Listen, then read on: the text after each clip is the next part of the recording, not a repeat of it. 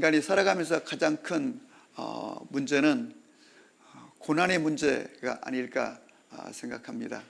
우리 사회에 있는 이 수많은 종류의 이 보험이라고 하는 것도 결국 예기치 못한 상황에서 우리의 삶에 불청객처럼 찾아오는 상황을 대처하기 위해서 이런저런 보험을 들기도 하는데 결국 이 고난의 문제가 우리 인생의 또 우리 신앙의 문제에도 가장 중요한 문제라 생각이 됩니다. 그 유명한 팀 켈러의 책 고난에 답하다라는 책에 보면 인간의 고난에 대하여 몇 가지로 반응하는 설명을 하고 있는데, 첫 번째는 인류는 그동안 어떤 도덕주의적 관점, 소위 전통적 관점이 있는데, 그건 뭐냐면 바로 인간은 자기의 죄로 인해서, 허물로 인해서 뿌린 대로 거둔다고 하는 고난의 입장이라는 겁니다. 그거는 바로 우리가 흔히 쓰는 인과응보적 태도라고 말할 수 있을 것입니다.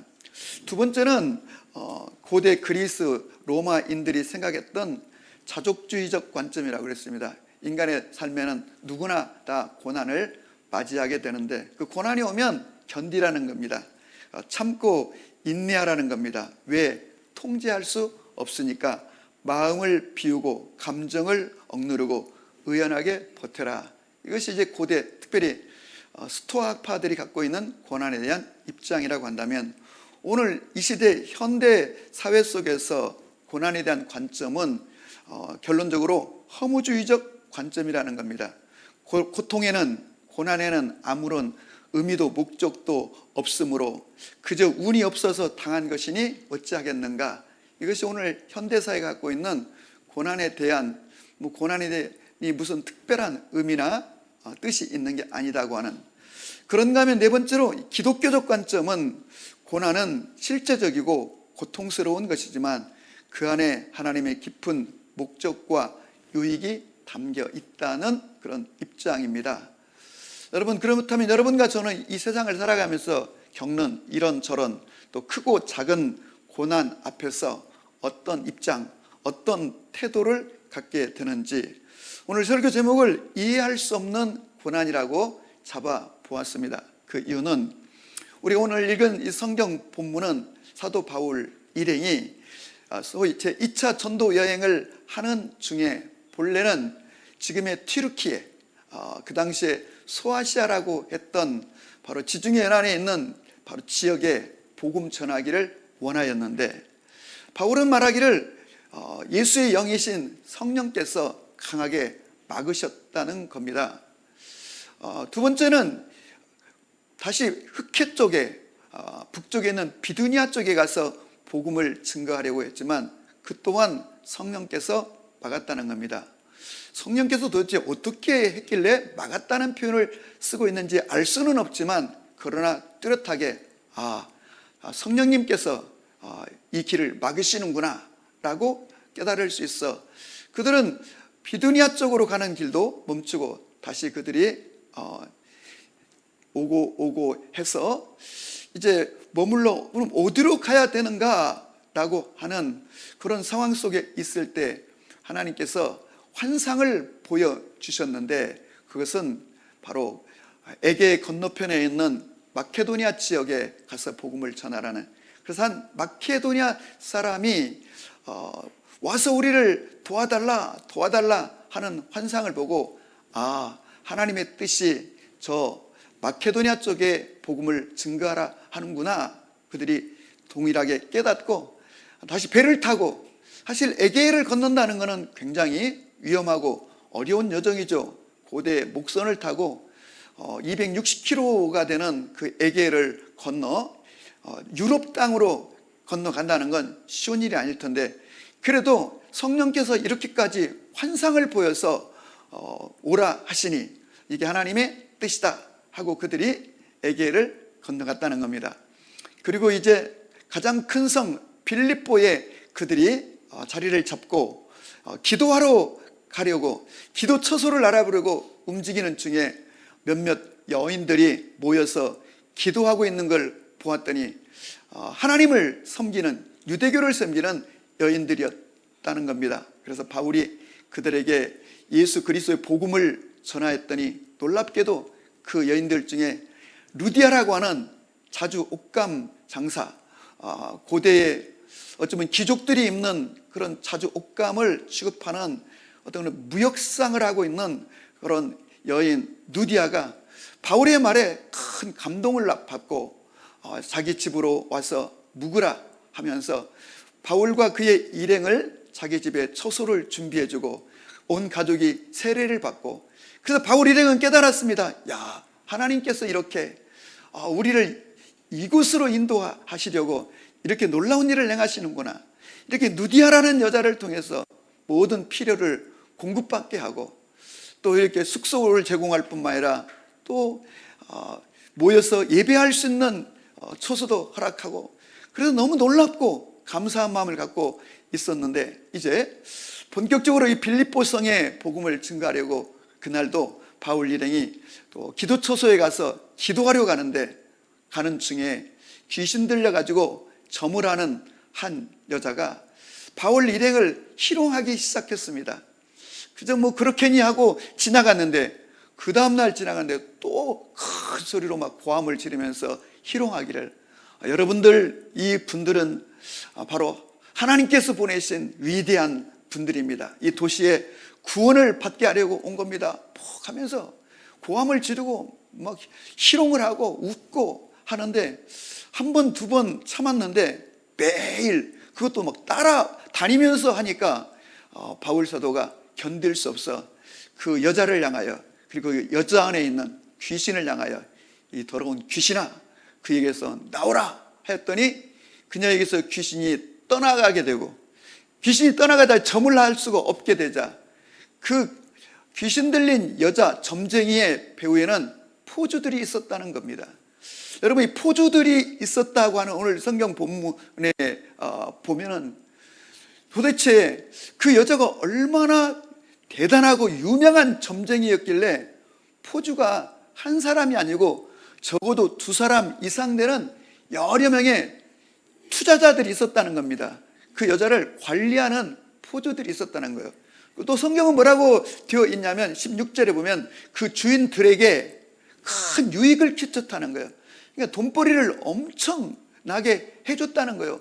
그러니까 여러 명의 포주가 배후에 있었겠죠. 어쩌면 빌립보성의 최고로 유명한 점쟁이였던가 봐요. 굉장히 용한 점쟁이, 비용도 아주 비싼 그런 점쟁이였던가 봐요. 그런데 이 점쟁이가 바울 일행을 계속 매일매일 따라다니면서 희롱하고 하는데 견딜 수가 없는 거예요. 그럼 왜 이 여자는 저만한 일을 그만두고 바울 일행을 이렇게 괴롭게 할까? 바울 일행을 왜 이렇게 따라다닐까를 한번 상상해 보았어요. 여러분, 간단하지 않겠습니까? 분명한 것은 그녀가 이 저만한 일을 방해받았기 때문일 터이고, 정상적으로 점이 안 되니까 이렇게 바울 일행을 공격하고 있는 것 아니겠습니까? 그럼 도대체 왜 이 여인은 이렇게 점이 안 되고 공격을 받고 방해를 받고 있는 것일까 하는데, 이 대목도 저의 추측입니다.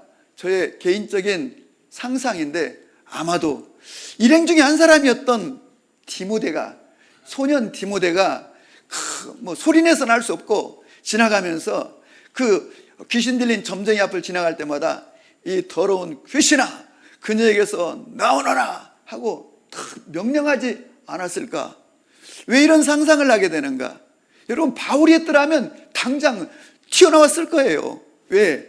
뒤에 보니까 실제 바울이 딱 선포하니까 즉시로 당장에 튀쳐나오잖아요. 그런데 이제 소년 디모데가 호기심 반, 또 어떤 의분 반, 그 여인을 향하여 계속 점하고 있는 옳지 못한 그 여인을 향하여 더러운 귀신아 나오거라 했더니, 이 여인이 아무튼 점이 안 되고 말이지 방해를 받고 하니까 이게 상당히 심각하여 이런 행위를 하지 않았나 생각해 보는데, 이런 상상은 저의 경험을 통해서 나온 결론입니다. 제가 19살 때 처음 예수를 믿었습니다. 고3 때. 그리고 이제 고3 때 예수를 믿고 이제 가는데, 저희 시골교회 부흥사 목사님이 한 번은 오셔서 부흥회를 하는데, 여러분 이 예수를 믿는다는 게 이게 엄청난 얼마나 놀라운 일인지 모릅니다. 이 귀신들은 예수의 이름 앞에 벌벌 떨고 그러면서 뭐 이런 예와 저런 간증을 막 해주시는 거예요. 그래서 야, 진짜 예수를 믿는다는 것, 이 예수의 이름의 권세라는 건 실로 엄청난가 보다 하는데, 마침 저희 동네에 제가 집에 올라오다 보니까 저희 집 건너편 집에 이렇게 굿을 하는, 그래서 동네 사람들이 모여 있어요. 그래서 뭔가 들어봤더니 그 집 아들, 막내 아들 때문에 굿을 한다는 거예요. 그것도 큰 굿을 한다는 거예요. 박수무당이 와가지고. 그래서 보니까 그 집에 이제 뭐 아이가 하나 있는데 초등학교 1학년이었는데, 정말 이 아이가 얼마나 신기한 거 아니, 동네 집집마다 돈을 다 훔쳐가는 거예요. 근데 문제는 여러분 옛날에는 은행이라는 게 없잖아요. 그러니까 다 집집마다 저 쌀 뒤주 저 밑에다가 꼽을 쳐놓기도 하고, 저 곳간에 쌀독에다가 꼽을 쳐놓기도 하고, 저 그 선반에 그 구석에다 꼽을 쳐놓기도 하고, 그 벽장에 거기에 궤 밑에다가 탁 꼽을 쳐놓기도 하고, 그래서 찾을 수 없도록 어떤 폐물이라든가 돈을 그렇게 이제 숨겨놓잖아요. 근데 이 아이가 그걸 어떻게 알고 집집마다 다니면서 다 털어가는 거예요. 우리 집에도 와서 이 아이가 또 저의 거, 우리 형님 거 그 돼지 저금통을 또 가져가 버렸어요. 저도 그거를 저 선반 뒤에다가 이렇게 빨간색 돼지 저금통을 숨겨놨는데 이 아이가 가져갔어요. 하고 이것이 이제 드러나면 또 이제 없어지면 그 집으로부터 가는 거예요, 사람들이. 그러니까 이거 부모도 이게 심각하구나. 사실 그 집이 못 사는 집이 아니고 잘 사는 집이고, 아버지가 병원에서 근무하셨는데, 그러니까 이제 동네에서 창피하기도 하고, 그리고 이제 초등학교 1학년이 들어갔는데 심각하기도 하고, 그래서 이게 분명히 이거 귀신이 들리지 않고야 이 아이가 어떻게 집집마다 있는 그 폐물들을 다 찾아낼까라고 하는. 그래서 박수무당을 이제 불러가지고 큰 굿을, 멍석을 깔아놓고 하는 거예요. 벌써 이제 한 오후 6시쯤 되니까 동네 사람들이 쭉 서가지고 이제 그 박수무당에 굿하는 것을 서서 지켜보고 있는 거예요. 근데 제가 이제 이렇게 보니까 남자가 박수무당이 옷을 입고는 북을 앞에다 놓고 이제 시작을 하는 거예요. 이제 막 시작을 했어요. 근데 제가 참 이 옳지 않다는 생각이 들었군요. 그 부흥회 때 오셨던 그 부흥사 목사님의 얘기가 생각이 나는 거예요. 예수의 이름은 얼마나 권능이 있는지 여러분들 누구나도 그 귀신을 대적할 수 있고 하는데, 내가 해도 될까? 그래서 이제 또 이것들 또 시험도 해보고 싶기도 하고, 이게 그래서 반의하면서 내가 한번 해봐야 되겠다 하고는 그 박수무당을 사람들 틈에 서가지고 제가 쏘아보면서 이 더러운 귀신아 당장 떠나고 무당이 하는 행위는 중단할지어다 하고는 계속 선포를 했어요. 선포를 했는데 진짜 놀랍게도 금세 한 몇 분도 안 지나서 박수무당이 그 채를 말이지 멍석에다 탁 던지면서 아이고 힘들어서 못하겠다고, 좀 쉬었다 해야 되겠다고 그러는 거예요. 그럼 계속 시간을 끌고 안 하는 거예요. 그래서 저는 이제 집으로 돌아왔는데 그때 그 경험, 이거 내가 진짜 선포를 해서 저게 멈춘 것인지 뭔지는 내가 아직 믿음이 크지 않으니까 알 수는 없지만, 그래도 그 부흥사 목사님이 그런 얘기를 했는데 설마 그 부흥 목사님이 거짓말할 리는 없고, 이제 그때 이제 저의 경험, 아마 디모데도 저처럼 이제 사도 바울을 통해서 복음을 듣고 지나가면서 저 옳지 못한 일을 향하여 선포하고 그 귀신을 향하여 꾸짖지 않았을까, 이런 생각을 해봅니다. 아무튼 그러나 분명한 것은 이 점쟁이가 방해를 받고 더 이상 점을 할 수 없게 되어서 바울 일행을 공격하고 있는 것이라고 할 수 있죠. 그런데 문제는 이 일로 인하여서 바울이 선포했더니 당장 귀신이 떠나가 버리는 거예요. 그러니까 더 이상 이 점쟁이는 점을 할 수 없게 되고, 그 포주들은 이제 수익길이 끊어지니까 이 바울과 실라를 저작거리로 끌고 가고 관아에 맡겨 고발을 하게 되었다는 거예요. 그래서 오늘 성경에 그 뒤에 보니까 바울과 실라를 옷을 찢어버리고 그리고 매로 치고 많이 친 후에 옥에 가두었다는 겁니다. 여러분, 매로 치고 옷을 찢기고 많이 쳤다는 얘기는 무슨 말? 고대 로마 법에는 39대까지를 곤장을 치도록 되어 있어요. 왜냐하면 40대를 치면 사람이 죽을 수 있다는 거예요. 그래서 죽지 않을 만큼 치는 것이 39대 형벌, 가장 많이 치는 건데 오늘 많이 친 후에 감옥에 던졌다. 그리고 발을 착고로 채웠다. 여러분, 복음 전하러 왔다가 또 그리고 한 여자의 귀신을 쫓아주었더니 회복시켰는데 그들에게 오는 결론은 감사하기는커녕 감옥에 던져지고 착고에 채이고 온몸에 퉁퉁 붓고 피가 나고 옷은 찢기고 감옥에 그들이 갇히게 되는 이런 신세가 되었다는 것입니다. 온몸이 막 얼얼해가지고 견딜 수가 없는 상황. 우리는 그렇다면 바로 이 상황에서 바울과 실라가 어떤 생각을 하였을까? 여러분, 하나님의 뜻을, 하나님 복음을 전하려고 했는데 예수의 영이 아시아로도 가지 말라, 비두니아로도 가지 말라, 너무 구체적으로 막아. 그러면 어떻게 해야 되는가? 드로아에 머물러 있는 중에 마케도니아 환상을 보고 와서 건너와 우리를 도우라는 이 너무도 분명한 환상 앞에 하나님의 성령이 우리를 마케도니아로 부르시는구나. 그래서 하나님의 뜻에 순종하고 그 부르심에 순복하여 이곳까지 왔는데 결론적으로 이 복음 전하다가 감옥에 갇히고 이렇게 매질을 당하는 상황에 있을 때 여러분 얼마나 이 상황이 참 슬프고 아프고 우리는 이런 현실, 이런 고난을 당할 때 하나님의 뜻대로 기도도 했고 믿음으로 살려고도 하는데 왜 이런 고난을 당해야 되는가? 왜 내 삶에 이런 일이 벌어져야 하는가? 라고 하는 질문을 하게 되는데 때로는 그 질문에 답을 찾을 수 없을 때가 있다는 것입니다. 여러분, 팀 켈러는 결론적으로 이렇게 말합니다. 우리는 다 이해가 되어서 믿는 것이 아니라 신앙이란 이해할 수 없는 상황에도 믿을 때 비로소 믿음이 시작된다는 거예요. 그리고 이해할 수 없는, 해석되지 않는 고난 앞에서 믿음을 지킬 때 그때 인생의 지혜가 생긴다는 거예요. 여러분과 제가 주님 앞에서 도무지 이해가 안 되고 해석이 안 되는, 왜 내 인생에, 내 삶에 이런 고난이 올까? 왜 하필 나에게 이런 어려움이 올까라고 하는 그 해석할 수 없는, 답이 없는 고난 앞에서 우리가 어떤 태도를 취할 것인가? 중요한 것. 우리는 지금 계속해서 예수님의 제자의 삶이란 무엇인가? 제자와의 관점에서 성경을 들여다보고 있는데, 그렇다면 여러분, 오늘 예수님의 제자 바울과 실라가 이런 이해할 수 없는, 해석할 수 없는 이런 고난에 맞닥뜨리게 됐을 때 이들은 어떤 태도를 보였는가 하는 문제입니다.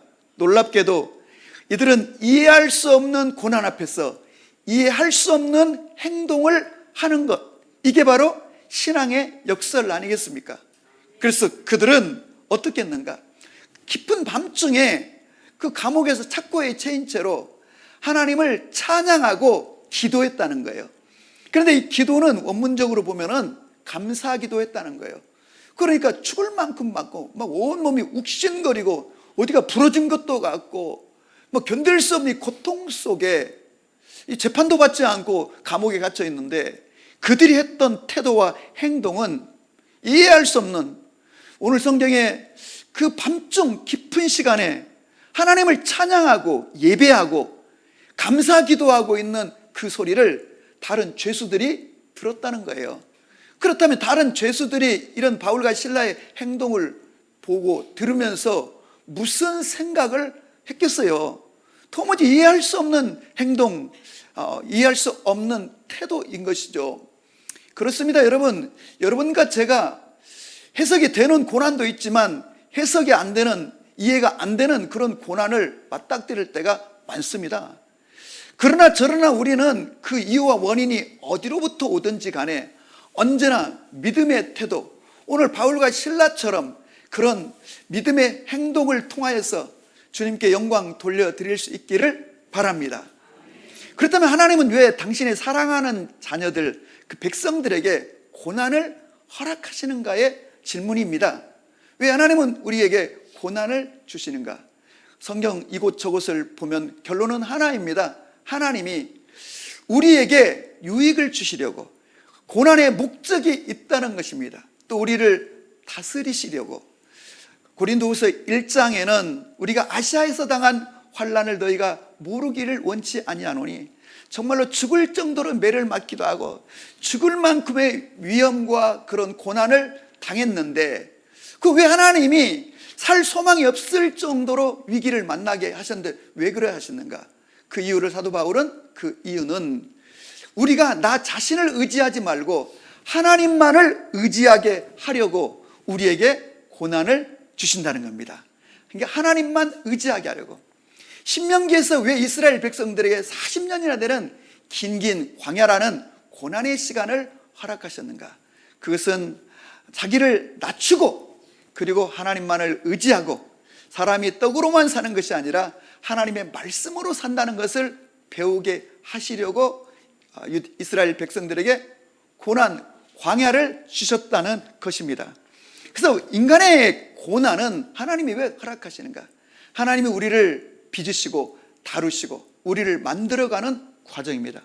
우리는 본질상 우리 안에 타락한 본성이 있을 뿐만 아니라 깊은 교만과 자고함, 그리고 우리에게 옳지 못한 죄의 습성들이 있는데, 쉽게 여러분 이거 분리되지 않고, 여러분 깨어지지 않고 떠나가지 않는 것을 우리가 너무도 잘 알고 있습니다.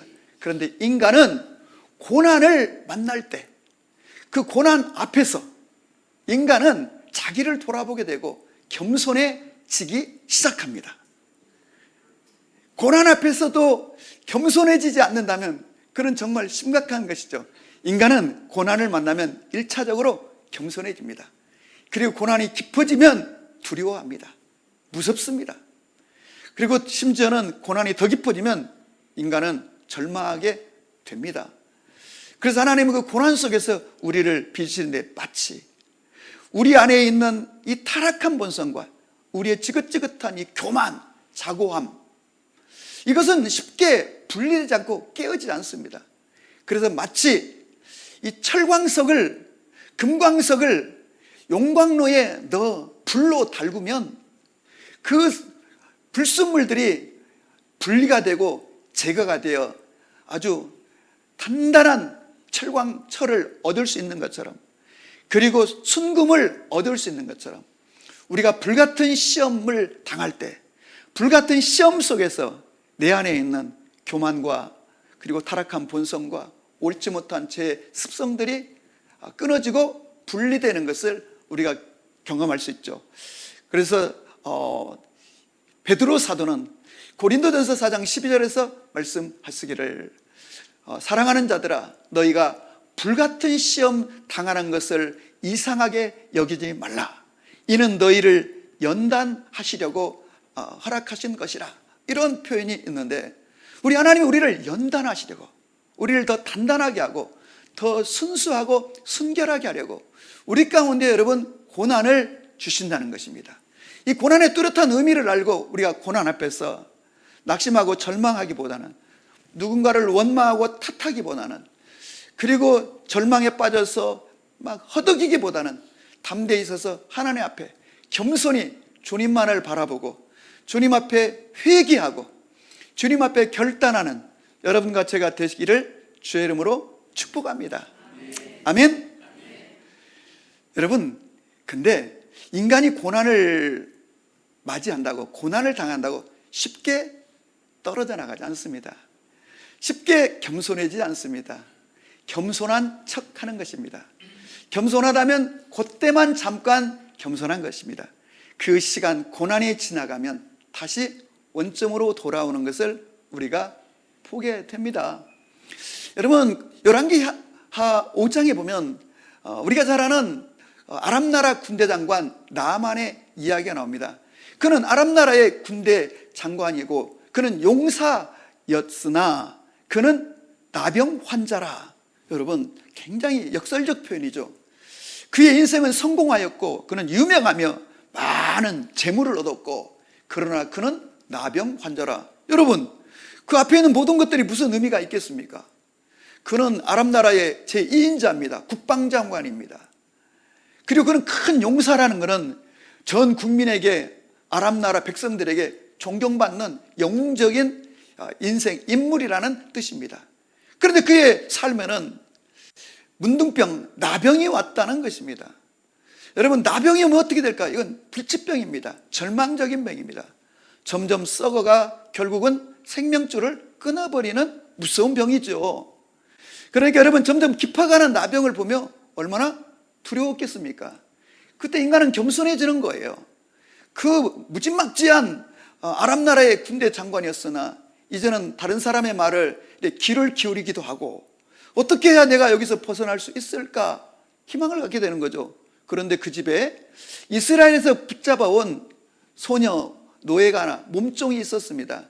자기 아내의 몸종인데 그 아이가 말하기를, 우리 주인님이 그 이스라엘에 있는 선지자를 만나면 치유를 받을 수가 있을 텐데요 라고 했는데, 그 여러분 보잘것없는 그 노예 소녀의 말에도 귀를 기울이고 그 고침을 받겠다고 이스라엘까지 바리바리 그 선물, 예물을 준비해서 엘리사를 만나러 가는 바로 이 나아만 장군, 얼마나 여러분 겸손해진 거예요.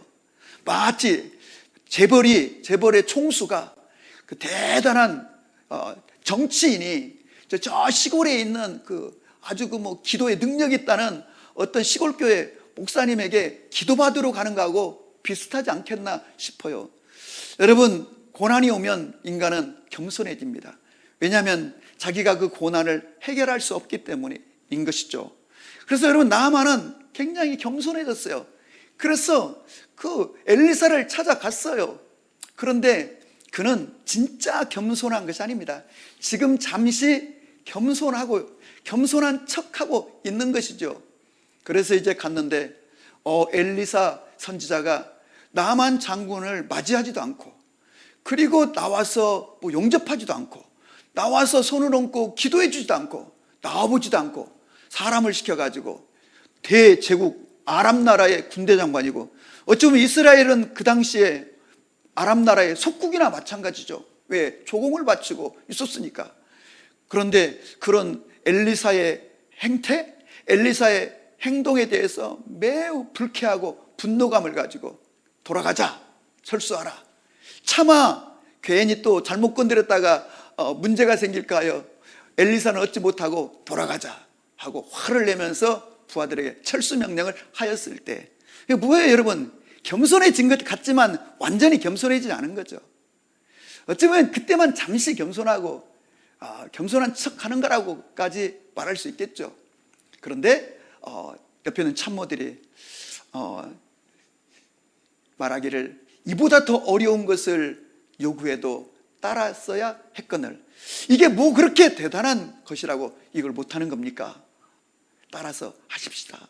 그랬더니 그제야 바로 이 나아만이 이 부하들의 말을 듣고 요단강에 가서 한 번 씻고, 두 번 씻고, 세 번 씻었으나 그의 몸은 달라지지 않았다는 겁니다. 그리고 5번, 6번, 7번 씻었을 때에 그의 몸이 어린아이처럼 그 피부가 깨끗하여 졌다고 성경은 말합니다. 다시 말하면 여러분, 나아만이 그 마음의 결심을 하고 그 많은 예물을 가지고 이 이스라엘에 있는 그 산속에 은둔하고 있는 엘리사를 찾아오는 것, 그 여정 자체가 어찌 보면 그 고난 속에서 그가 겪어야 되는, 그가 지불해야 되는 어떤 값이고 태도인 것이죠. 그래서 먼 거리를 그 아픈 몸을 가지고 이스라엘까지 온 겁니다. 그럼에도 불구하고 그 선지자가 나와 자기를 영접하거나 자기를 위하여 마음 써주는 것 같지도 않고, 그러자 그가 분노하여 돌아가려고 했다는 것입니다. 여러분, 우리의 그 고난 앞에서의 우리의 인내가 한계에 부딪히기도 하고 이런저런 장애물에, 장벽에 부딪히기도 한 것이죠. 그러나 그 부하들의 권유로 그가 다시 요단강까지 또 이동해 가지고 가서 한 번, 두 번 씻게 되는 이런 그 지난한 그 인내의 시간이 있었다는 것입니다. 그리고 마지막 7번째까지 있었을 때 그의 몸이 깨끗하게 되었고, 그제야 하나님을 경험하고 하나님의 그 치유를 경험하고 나서야 그가 다시 그 산골 엘리사에게 찾아와 그 예물을 받아 주십시오. 근데 그때 그가 했던 그 표현이 참 대단합니다. 그 엘리사 선지자에게 뭐라 표현하면 아람의 군대 장관이 당신의 종의 예물을 받아 주십시오라고 반복해서 요청하는 것을 보게 되고, 엘리사는 끝내 그 예물을 거절하는 것을 보게 됩니다. 이 사건은 우리에게 무엇을 가르쳐 주는 것일까요? 여러분, 첫째, 인간은 고난을 당하면 겸손해지지만 그렇다고 완전히 겸손해지는 것은 아닙니다. 그러나 그 속에서 인내하고 또 참고 그가 더 주님 앞에 부복하고 나아가고 또 말씀 앞에 순종할 때 더 나아가서는 궁극적으로는 고난 속에서, 고난의 시간 속에서 하나님을 경험할 때, 하나님을 만날 때 진짜 겸손이 오는 것이고 하나님을 두려워하는 것이고 하나님의 사람으로 서게 되는 것을 보게 됩니다. 아멘.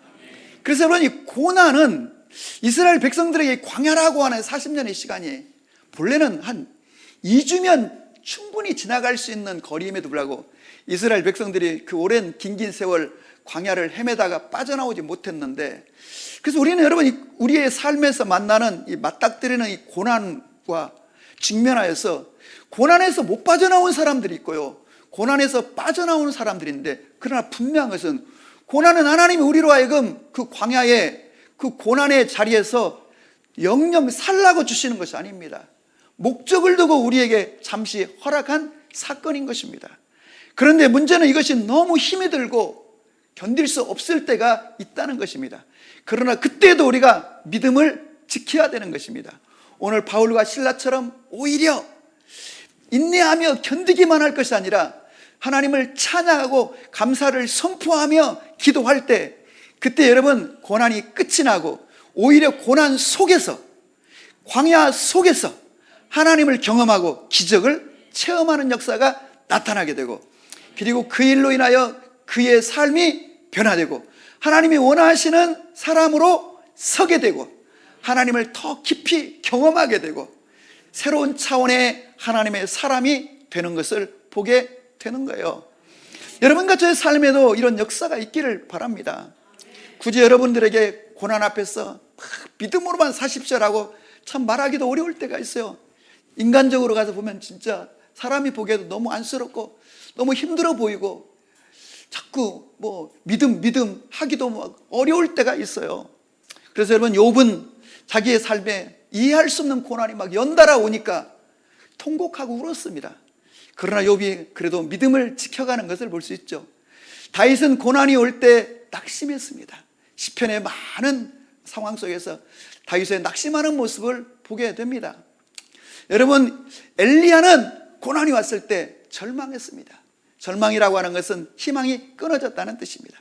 주님, 차라리 저를 죽여주십시오, 저의 생명을 거둬가 주십시오 라고 외칠 정도로 그가 고난 앞에 있었습니다.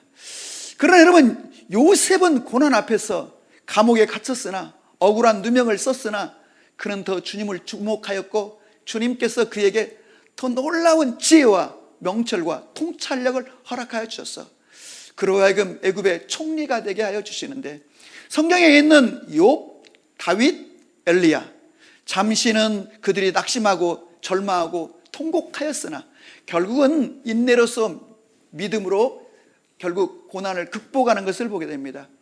그런가 하면 여러분, 요셉처럼 어떤 상황이 오든지 간에 어떤 경우에도 하나님만을 바라보고 하나님을 주목하며 믿음을 지키는 그런 사람이 있거니와, 오늘 우리가 만나는 바로 이 바울과 실라는 고난 앞에 더 적극적인 태도를 보이는 걸 봅니다. 여러분, 그렇습니다. 바로 이 이해할 수 없는 고난조차도 오늘 바울과 실라처럼 우리 흔한 말로, 세상 말로 여러분 강공으로 나가는, 그래서 더 하나님을 찬양하고 하나님께 감사를 선포하며 기도하고 듣고 보고 있는 사람들에게 이해할 수 없는 태도로 나아갈 때 하나님의 이 초자연적인 기적이 나타나 승리하여 그 영광을 드러내게 하셨던 것처럼 여러분과 저도 이 땅에서 이런저런 고난을 마주하게 될 것입니다. 지금도 고난 가운데 있고 또 앞으로도 어떤 고난이 우리의 삶에 불청객처럼 찾아올 수 있는지 알지는 못하지만은, 그러나 여러분과 저는 먼저 여러분 결단을 하시기 바랍니다. 나는 고난 앞에서 항상 믿음을 선포하리라, 하나님을 찬양하리라, 감사를 노래하리라. 그래서 여러분, 결국 고난은 끝이 나고 오히려 고난 속에서 하나님을 경험하고 고난 속에서 기적이 일어나고, 그래서 그 고난 속에서 내 인생의 변곡점을 맞이하게 될 줄로 믿으시기 바랍니다.